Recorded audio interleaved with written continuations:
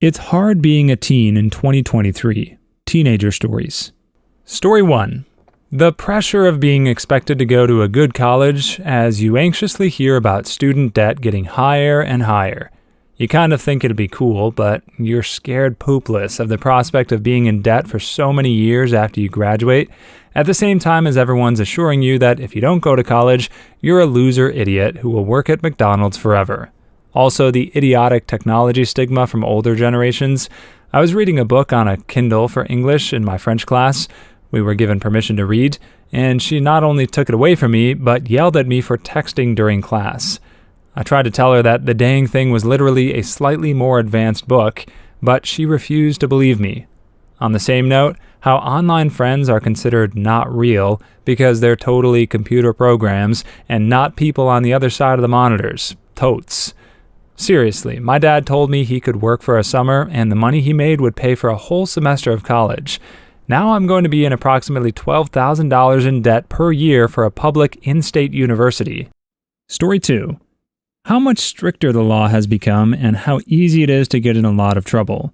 I hear all these stories from Dad and his friends, my uncles, friends' dads, and older cousins about all the things that they did and how sometimes they would get caught by the cops doing the regular stupid teenage stuff, speeding and racing, drinking underage, painting, bawling in the street, getting into fistfights, or getting caught with a little bit of pot.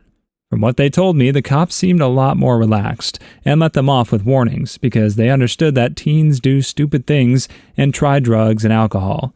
I hear all these stories and think if I ever did any of this and got caught, I would very likely get in a lot of trouble and possibly put in jail. It seems like no one remembers, mostly when it comes to the law, that the time to frick up and learn from stupid mistakes is when you're a teenager. And high school, if I did half the things I hear that they used to do in high school, I would be in jail. Story 3. That if you state your opinion, or what you believe in, or go against your teachers or parents, you're always seen as a rebellious child who has no respect for authoritarian figures.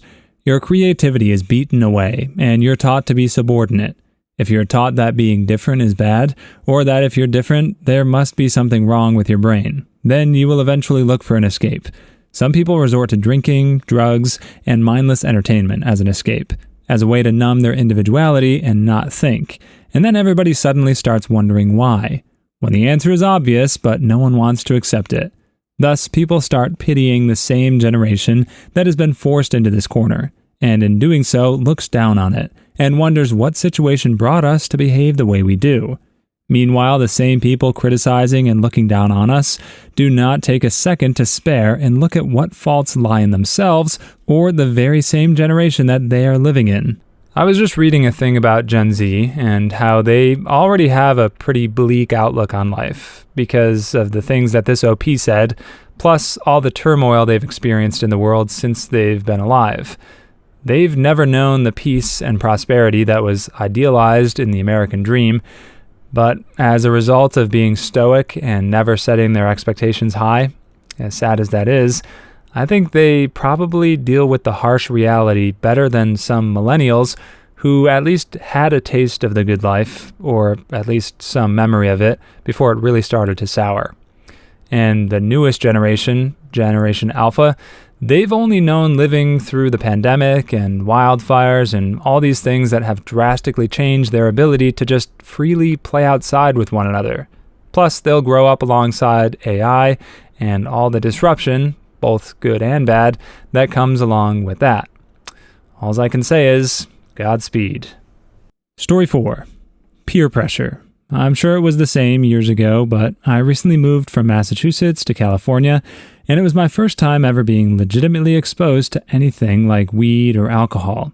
I spend time with the people who are all about partying and hooking up and stuff, and I don't like that stuff, but I like the people. So my best friend comes up to me with questions like, "So, have you hooked up with anyone yet?" And I'm like, "Nope." And he instantly goes around to every girl he knows I'm into or finds somewhat attractive and asks them to hook up with me. And I know he means well, but it just makes me feel really weird because I was brought up being told never to touch drugs or alcohol and not to date until college and stuff like that. Just me, of course. It could be different for others. Also, you're constantly pressured to excel at something, and I don't. I'm just not amazing at anything. I'm average in every way. Story 5. The fact that we don't believe in our own generation. The fact that the generation preceding us doesn't believe in us, even though they complained when the generation preceding them did the same. No matter how great we are, what great things we do, we are classified as a lazy generation that isn't as good as those before us. But if this question was asked 5, 15, or 50 years ago, the answer would be the same. It's a multi-generational, unavoidable, self-deprecating cycle of stereotypes that are in place to help legitimize the elder generations after they felt scorned when they were teens. And instead of fighting it as a group, we agree and blame each other. Think of it like this. Even the so-called greatest generation who won World War II had parents who thought they were lazy and entitled. Story 6. That adults assume that life is the same now as it was when they were teens. Having a 4.0 GPA, 2200 SAT, leadership roles in clubs, and volunteering will not necessarily get you into a good college. Getting a college degree will not guarantee you a job. Getting a job, and sometimes two, will not guarantee a livable wage. Our efficacy as human beings is judged based on increasingly competitive and therefore difficult to achieve milestones. As a student who hauled butt in high school and continues to work for good grades, internships, and a job in college, it's frustrating that what I do is never enough. Story 7. The worst part is honestly homework. I would rather go to school for longer and have less breaks if we don't get any homework, because it just ends up being longer work than if we just added 2 more hours of school and tons of stress. I totally agree. Homework just gets way too stressful as you go through the years. And in Australia, for your last 2 years of high school, you go through such a grind, 6 hours a night, and it's just ridiculous. I constantly have breakdowns over my homework, and it really needs to be cut. Story 8. Aspiring to be great or do something meaningful with your life. Then realizing the system and society you were raised in will be the first thing to beat you and your ambitions down. I totally agree. There are a lot of high school kids who want to turn their passions into careers. The anti-art circle jerk on the internet really makes me sad. If someone wants to get an art degree and thinks they can make a career out of it, all power to you. This, to me, is one of the saddest things about modern life. So many people struggle just to get by and pay their bills that they don't have anything left in them to pursue the things that would actually bring them fulfillment. It's why there's such widespread depression nowadays, it seems. Just imagine how many more artists, musicians, writers, and creative professionals we'd have if people were liberated from the grind and could pour themselves fully into their passions. While I can only hope for something like that in the future, it's at least a testament to those who take the plunge and follow their heart without knowing whether it will work out for them. Story 9. I'm expected to transition from youth into an adult instantly. I need to have my career planned out, my college picked, and a job on the side while I still suck at doing things like tying my shoe. I suck at it, I don't know why.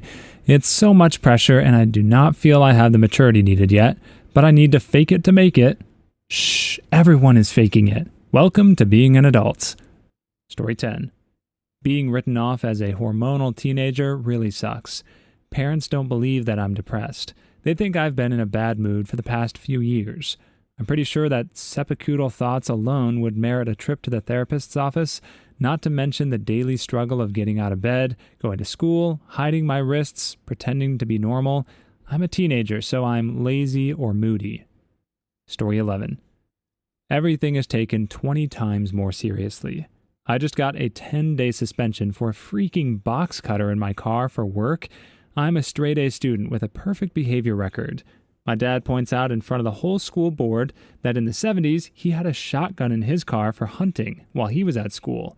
Zero tolerance policy is some crap. Story 12. You can't do stupid crap for fun these days without some frick with a smartphone filming it. Some things just need to stay within a certain group of people. The constant urge to share things by everyone ruined that. I refuse to have my picture taken anytime I drink or be a hoodlum. I'm very adamant about it, and people think it's strange, but my Facebook is spotless. Story 13.